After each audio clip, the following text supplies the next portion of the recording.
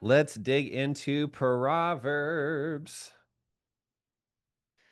So, you guys know I love the book of Proverbs. So, there's so many good verses in chapter 12, and I just want to encourage everyone again, a proverb a day. Make that a target, make it a goal. I was just reading a book where the guy was given a challenge by uh, I believe it's I don't know if it's doctor, but Gary Smalley. So he's written a lot of books on relationships, things like that. And the guy that he gave the challenge to that was really struggling in his life, Gary Smalley went over to his house, and this guy who was just super beat down, couldn't hold down a good job. His businesses had failed. I believe in the first nine, I think it was the first 6 years out of college, nine of the jobs or businesses that he started all failed. Nothing had worked, right? Felt like a loser, felt like nothing was winning. And Gary gave him this one challenge. He said, if you will read a proverb a day, every day, and at the end of the month, double up if you need to, right? In order to get them all in a month, he said, I will bet you within 2 years, you will be smarter than all of your bosses. And within 5 years, you'll be a millionaire. So he gave them that challenge. Now he took it up, and I believe it was in less than 2 years, he ended up eventually finding a business partner. And a few months into the starting the business, they were making $1 million a week. Now, I'm not saying that that's going to happen for everybody, right? But if you really study it, if you really slow down and really think through these verses and you really think about how can I apply them to my life, trust me, you will receive the reward. Okay? Definitely financially. You got to think this is one of the wealthiest people, guys. You could argue that Solomon was literally in the trillionaire status, right? This guy was loaded. This guy was loaded. So let's talk about Proverbs 12 today. And we're going to dig into a little bit about what it means to be diligent because I realize that sometimes I don't do the best job of defining this word within context, right? Because how many of you, when you think diligent, you just think hard work? Like I work really hard, just get after it, get it done. Okay. Hard work is part of it, but isn't it possible to work hard without working smart? Right. So you think about it. If I gave you the job to go cut down a tree and you grabbed a hammer and you banged really hard, really diligently for 3 days at this massive oak tree, what's going to happen to that tree? Ain't nothing going to happen, right? Not much because you used the wrong tool. You weren't working smart, right? So being diligent isn't just doing a lot of activity in a frantic, intense way. It's being thoughtful. And so let's talk a little bit about that. And the reason why I want to talk about it is because today's Proverbs 12, and there's a couple of verses here that stick out, right? A lot of you have heard us talk about Proverbs 12:11 a lot. Whoever works his land will have plenty of bread, but he who follows worthless pursuits lacks sense. We talk about that a lot. Feeding into verse 14, actually, sorry, verse 24, the hand of the diligent will rule, while the slothful will be put to forced labor. It's like, ooh, I don't want that. Proverbs 12:27. Whoever is slothful will not roast his game, but the diligent man will get precious wealth. So I was thinking about that verse again, like the slothful will not roast his game. And I wanted to define again, what does it mean to be diligent? What does it mean to be diligent? Obviously, in this verse, he's talking about somebody who doesn't follow through, right? You go through all this work to catch something, to get this amazing opportunity, but then you never benefit from it because you don't finish what you start. You don't see things through to completion. You don't finish the project. So we want to be diligent, but what does it mean to be diligent? So let's go back, if you guys don't mind, just a couple days ago, because I'm sure you're all going through a proverb a day, right? Or you're at least trying. I don't always get to it either, but it's good to it's good to give it a solid effort. Okay, Proverbs 10, verse 4. It says, a slack hand causes poverty, but the hand of the diligent makes rich. So what is that? What I did is I went and looked through all of the words in Proverbs translated, well, specifically from the word harutz. Everyone say it with me. Harutz with some guttural. Harutz, right? Like Bach, right? Harutz, okay? It means to be sharp, to decide, to be diligent, right? To be diligent, to be determined, right? But ultimately, so Bible study 101 for all my Bible study peeps, okay? You want to define words based on how they're used in context, right? Because that's how you ultimately figure out what does a word mean in scripture. So you want to look at, okay, where does this word pop up? So it pops up in a few different places throughout the book of Proverbs. And we'll talk about them here in a second, but you've got 21:5, 12:27. If you're taking notes, 10:4, 12:24. Sorry, I'm not going in order. And then 13:4. And I could read through all of them for you if you want, but I can also just give you the cliff notes as well. Actually, we'll do both. We'll do both.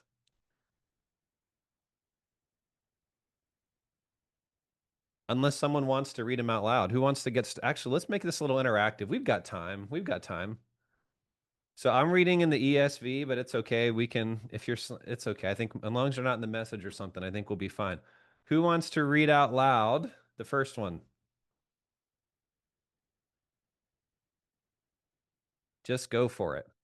Just unmute yourself. All right. So we've already read 10:4. Then the next one in order would be 12:27. We already read that one. So what about 13:4? Who wants to read that out? Yeah, some of you guys are like, I'm at work. You want me to do it for you? I'll do it for you.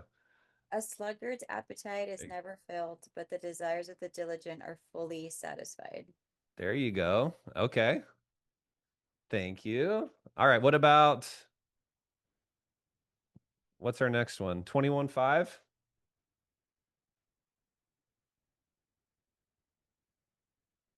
Because we read 12:24, we read 12:27. Let's just get 21:5. Who wants to hit that one?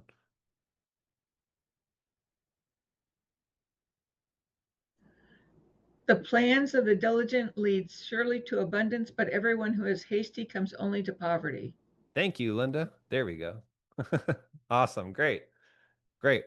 Okay, so if we take all of those verses together and we want to come up with what is a working definition for how harutz is translated, right? How it's translated as diligent. Okay. Diligent work is the type of work, and I'm going to slow down. I really want you guys to think about this because when I was thinking about the story that I was reading about how this guy became a millionaire, his companies did billions of dollars. It's absolutely crazy. He ended up helping, I believe he ended up helping fund Gary Smalley and doing his stuff, which is ironic because he called him because originally he's so broke and miserable and can't succeed. And then he ends up flipping the script and ends up helping him. But I really want you to slow down on this because I thought about, well, man, how does that happen? Again, you have to really contemplate these verses. And I heard a great quote this last weekend, not this weekend, but the one before that, how contemplation leads to innovation. And I think in our society, we don't take enough time to really contemplate and to chew the cud, right? To marinate over some of these things. So as I'm reading this, I really want you to examine this because I really believe that there are millionaire and even billionaire principles, even trillionaire principles in these verses, if you really take them to heart. So diligent work is the type of work that doesn't first act hastily, right? 21:5. We saw that in verse 21:5. In 12:27, we saw it doesn't leave critical tasks unfinished and it doesn't lead to poverty. That's 10:4 and then 21:5. We saw it there. Or forced labor, 12:24. Okay? So diligent work is the type of work that doesn't act hastily, it doesn't leave critical tasks unfinished, and it doesn't lead to poverty or forced labor. Okay? So it doesn't lead to a horrible ROI. So if you're wondering, am I working diligently in the way that he promises? Because how many of you love the promises that he gives around diligence, right? Prosperity, profits, right? Abundance. I'm thinking, man, who doesn't want that? How many of you are, raise your hand if you're like, that's why I'm in this room. Like, I want that for my life. I want God to use me. I want to have excess. Okay, we all want that. But sometimes we don't want to take time to study what it takes to get it. So that's why we're all here. So kudos to everyone here. All right. But you really got to ask yourself, like, am I doing diligent work? On the flip side, so here on the positive side, so we know what diligent work, how roots work in these passages isn't, but what is it? So on the flip side, diligent work is the type of work, again, if we look at 21:5, that plans thoughtfully before taking action. It finishes critical tasks, 12:27, and it leads to riches and abundance, right? We saw that in 10:4, 12:27, 13:4, and 21:5. It has an incredible ROI. An incredible ROI. So, who here wants to get practical right now?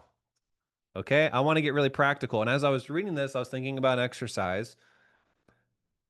It's a really, really great exercise. I learned it first in one of Dan Martell's books, How to Buy Back Your Time. And so I want to, and I've walked through some of this with you before, but I want to do this again. Okay. So if you think about, okay, well, diligent work is the type of work that leads to an incredible ROI. I want you to pop in the chat. What is the type of work? Oh, I'll repeat that definition one more time for you, Derek. Okay. And then what I want to do is I want to think about though, what is the type of work that doesn't lead to an incredible ROI, right? Let's get some examples, right? So on the flip, so diligent work on the positive note, it's a type of work that plans thoughtfully before taking action. Again, that's 21:5. And I would encourage you guys, don't just take my word for this. Go back and study this yourselves. Marinate on this. It finishes critical tasks, 12:27, and it leads to riches and abundance. And we saw that in 10:4, 12:27, 13:4, and 21:5. Leads to an incredible ROI. Okay? Leads to an incredible ROI. So again, let's just really flesh out here for a second. What is the type of work practically? Think about your day, like day to day kind of work. What is the kind of work that it might be busy work, but it doesn't typically generate an amazing return on your time? It's not going to lead to abundance. It's not really that important.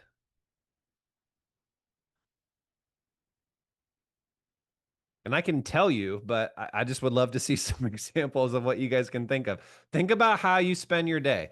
What are the types of things that you do in a given day that are not critical tasks, like roasting your game, right? If you work hard to go hunt and bring home food and then you don't cook it, it literally spoils. So if that's how you provided for your family, if that's how you made money, probably important that you roast your game, right? Otherwise, you literally die of starvation. So it's really critical. What are the types of tasks that don't lead to promotion, right? That don't lead to a place of power? Oh, that's the one thing I forgot to throw in here too. Is that diligent work? It also leads to promotion.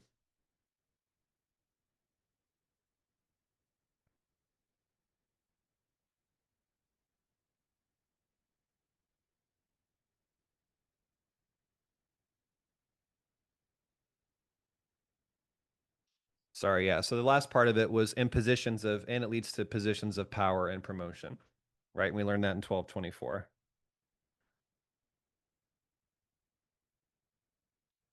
So yeah, pop in the chat. What are all of the think about all of the mindless things, right?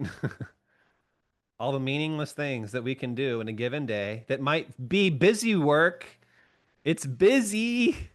You're doing lots of things, but it's not necessarily thoughtful. It's not strategic.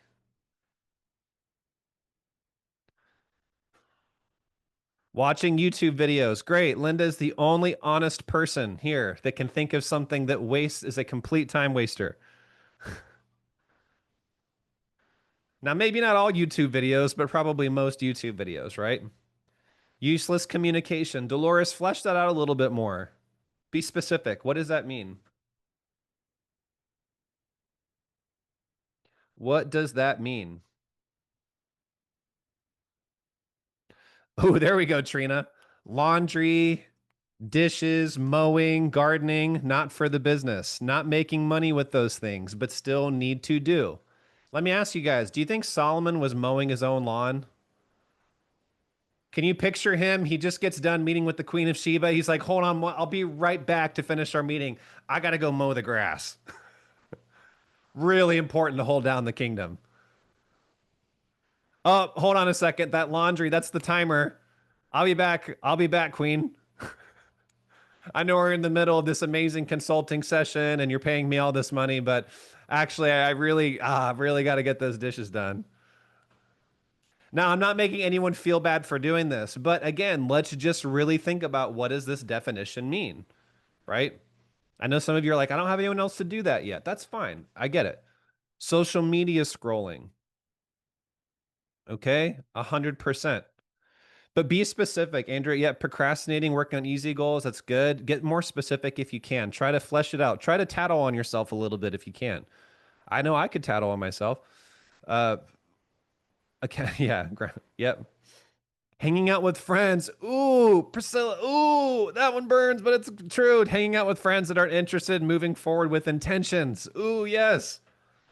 Whoever walks with the wise becomes wise, but the companion of fools will suffer harm, right? We talk about that in Proverbs 13:20, right?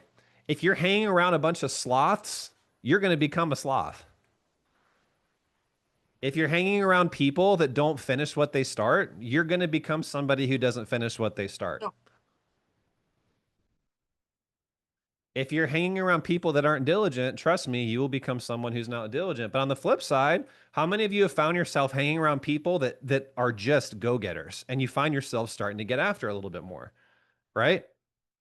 I felt that when I was at this last event. I was at a weekend ago. I was around all these people. I'm like, and not just in business, but spiritually. I'm just thinking, man, I'm being lazy. I didn't even think I was lazy going into this thing. I was like, I'm not being diligent in the way that Solomon defines diligence. I realized I'm not taking enough time to contemplate. I'm not taking enough time to be strategic in my thinking. I'm not taking enough time to plan. I'm not following through on some of the most critical ROI creating tasks. It's so easy to want to get those dopamine hits. Yeah, long converse. Ooh, that's another one, Naomi, but that's so true.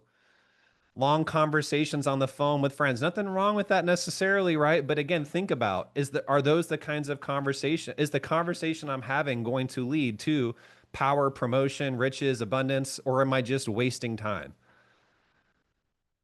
because I'm bored or I'm lonely or I'm whatever? And listen, I'm not saying everyone you can't take time to rest, okay? Obviously, thank God he built in the Sabbath. Thank God he gives us an example of it's okay to take a day and just do nothing, right? And rest and recharge. That's not what we're saying. Okay, there's a time for everything. But there's a time to get busy doing the type of diligent work that he's talking about, not just busy work, but smart work. Not taking a hammer to a tree when you need a saw. Okay, habitual tasks. Yep. Again, nothing wrong with going fishing, taking a day off. It's nothing wrong with that. But when it's time to work, right? Think about when it's your work day. It's Monday. How many of you guys are planning on working today? I don't know. I assume most of you, you know? So thinking about your day, what if instead of rushing into our day, we decide to take some time and contemplate what's going to be the most fruitful way to spend my time today, right? What's going to lead to the biggest return on investment for my time? What tasks that if I completed them would lead to promotion and profits and power and prosperity? On the flip side, what things if I do them are going to lead to the opposite of that? Broke, struggling, demotion. Ooh, who do you think's the first one to get fired? It ain't the diligent people. No offense. Okay. Yeah. Emails, just reading articles. Again, nothing wrong with some of this stuff, but really think about this. What's the best way to spend your time? What's the best way to spend your time? So are you ready for something really practical that you can do? I was going to share this with you earlier today. So something really practical that you can do that I highly recommend. This was a game changer for me. Again, I learned it from Dan Martell. So this whole idea of take your schedule and break it up into 15-minute blocks. Now, if you actually write this out, kudos to you. If you take time and you actually every 15 minutes set a timer, document what did I do in the last 15 minutes, that's great. But here's what I also know, even if you just did it mentally and you took stock of your last week, right, or of your last couple of days, that'll be huge. But go back in time and I want you to think about if you could put now, one thing he does on top of what I'm about to tell you, I think is really good, is he has a red and a green, and I think it's really good. Or like, what are the tasks and the things that you do that cause red? Stress, fatigue, burnout, exhaustion. Not fun, just depleting energetically, right? The green things are the things that you really enjoy, are fun. They light you up, they fulfill you. You're in your sweet spot. You're passionate about it. You really all of those sorts of things, right? I think it's important that you do that, red and green. I think that's important. But for the sake of this exercise as well, let's also just look at productivity. Let's look at results, right? Because that's what we're talking about, results. Diligent people care about results. They don't care about action, just being busy in and of itself. They care about results. Does that make sense? Results. Results, results, results, results, results. It's not just doing stuff. It's what are you doing that's creating profits, that's creating prosperity. Okay. So that's making you a leader, right? Or making your company a leader in their space, right? To be someone who stands out, to be a ruler and not just somebody who is being demoted or serving amongst the slaves. And this, okay? So take your time, break it down in 15-minute chunks and put a dollar sign next to each of those activities, okay? You can have $1 sign and then you can have $4 signs, right? The $1 signs are the things that are the least productive in the sense that they're the things that have the smallest ROI, financial ROI. If you put $4 signs, that's the thing that leads to a significant financial ROI. And it might not be in the short term, but it might be more of a long-term investment. That's fine too, right? For instance, if you were going to learn a course on investing, that might take some time, but eventually you learn how to get 80% return on investment in the stock market. Side note, I'm partnering with a friend who we're about to bring on who's going to teach you guys how to do that. He's done that for the last 8 years. 80% returns for himself. Okay. But anyway, so go back through your schedule and put a little dollar sign next to those things. Again, so some of you outed yourselves. You're like, hey, just answering emails, reading random articles, talking to friends, right? $1 sign, right? Doing the dishes, $1 sign, right? Like, what is something that pretty much anybody could do? No offense. A good question to ask yourself is, could I outsource this to an 8-year-old? If you could do that, or maybe a 12-year-old, right? It probably isn't worth your time. No offense. As an adult who wants to become wealthy, which again, how many of you want to become ridiculously wealthy for the kingdom? Okay. You want to do great things for God. Great. That means you have to stop doing things that don't lead to a result like Solomon is talking about, a result of promotion, a result of profits, prosperity, things like that. And again, it could be a longer term investment of how you're spending your time. That's fine too. I'm not just talking about quick dopamine hits, but really it has to create some kind of significant return at some point, right? That's the goal. So here's my challenge to you. Okay, I want you to take the next week just to summarize this all up. Again, I still recommend do the red and the green as well, because in my experience, if you're operating where your sweet spot is really and how you're spending your time is things that are green and $4 signs, right? Things that you light you up, you enjoy, they're really just life-giving, but also that are the best return on investment for your time in terms of financial. That's where you should be spending your time. And I'm telling you, this isn't just, so here's the thing, guys. This isn't just what a lot of gurus and productivity experts will say. This, you realize this is 3,000-year-old wisdom. This has been in the book the whole time. How many of you have just been like, had your minds blown like I was? And I was reading through this and I'm like, oh my gosh, the success code is right there. The abundance code is right there. And it's hardly ever taught in church. I've never heard this sermon before, right? I've never heard anyone unpack this stuff before, but it's right there. It's amazing. So take some time, do schedule blocks, and just do an audit. Even if you just start with a mental audit, think through, okay, what are all the things I've been doing in the last few days that were just that $1 sign, and maybe they were a red as well. They didn't, not only did I not really enjoy them or they didn't really make me feel that great in the end, but they didn't yield any great results. But on the flip side, what are those things that when I do them, they lead to incredible results? So let's just, before we go, let's pop in the chat. What are the positive things you can do? What are the diligent things you can do that lead to that $4 sign, like the highest return on investment for your time, right? And what are the things that, so think about the things that generate profits. What are the things that ultimately generate profits? Well, most of the time, it has to do with having a sale, right? Having a sale. What are the things that you do that lead to conversations or activities where you generate money, where you have sales conversions? So it's typically, honestly, for a lot of business owners, if you're here again, it's marketing, it's sales, it's those sorts of things, but even the kind of marketing that leads to sales. We were just talking about this with someone on my team who they were saying, hey, just even things have changed in the social media landscape where you might be really busy posting on Instagram, but it might not actually be yielding any results. So you're getting quick hits, but you're like, okay, what kind of work actually creates profits, actually creates promotion, actually creates prosperity? So these things might change over time. Things that you were doing 5 years ago, activities you did 5 years ago that might have been creating the kinds of profits that a Haruts type person gets, it might have changed. But most of these things tend to, even though the specific application might change over time, like what it looks like, it's typically the same core things you're doing, right? It could be, hey, I reached out to this specific contact to get referrals. It could be I had a conversation with this person to offer them my service. It could be I went to we talked about this recently. Don't just go fishing for minnows, fish for the sharks. Like I went to the person above the person above the person above the person, right? That could lead to hundreds of referrals. It could be I finished my resume. It could be that I had a conversation with my boss around this opportunity. Whatever that might be, think about what that looks like for you. Okay.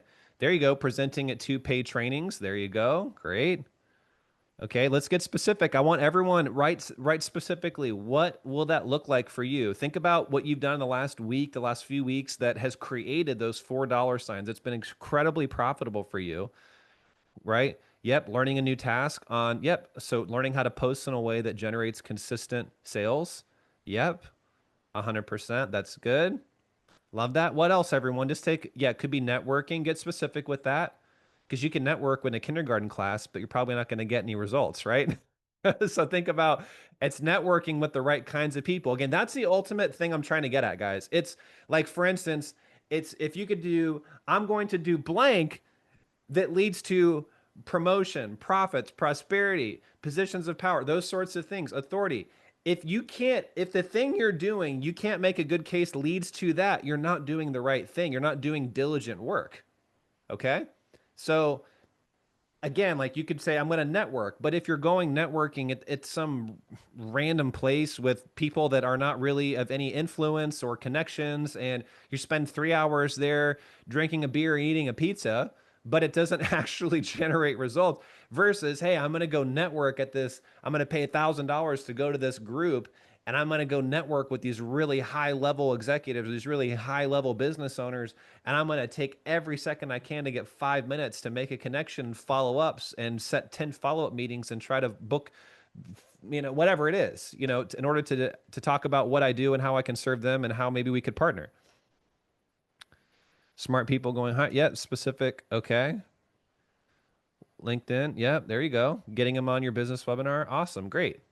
Yeah. So just really think about that, guys. I want you to lead, yeah, go to an annual event. Yeah, people, yeah, somebody that's really in your target market. I love that. Okay, cool. So as we leave again, here's my challenge again. Take the 15-minute chunk task, okay? Eliminate everything that is the $1 sign as much as you can, right? Outsource it, eliminate it, right? Whatever you got to do, right? To try to shift away from that, especially if it's a red as well, and move into those green, those highly profitable activities, right?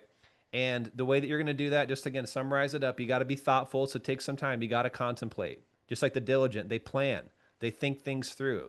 Don't just rush into it. Take some time once you get done watching this and actually write out, what does that specifically look like for me? That's what it looks like to be diligent. Okay, again, it's not just doing busy work. Be diligent. Follow through. Okay, if you gave yourself tasks already in the last few weeks or last few months and you said I've been putting this thing off, follow through. That's what it means to be diligent. Roast the game. Follow through.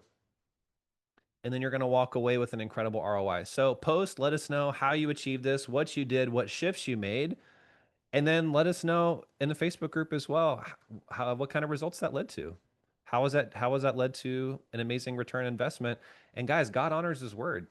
There are amazing promises in here. Let's show the world how amazing he is and how smart he is and take action on it. And then we can point to the source and say, hey, let me show you where I learned this thing. It wasn't just from some guru on the internet, right? I got this thing from God and it's thousands of years old. Check it out. It's pretty cool, right? All right, everybody. Big love to you. Have an amazing rest of your day. We will talk soon. Bye.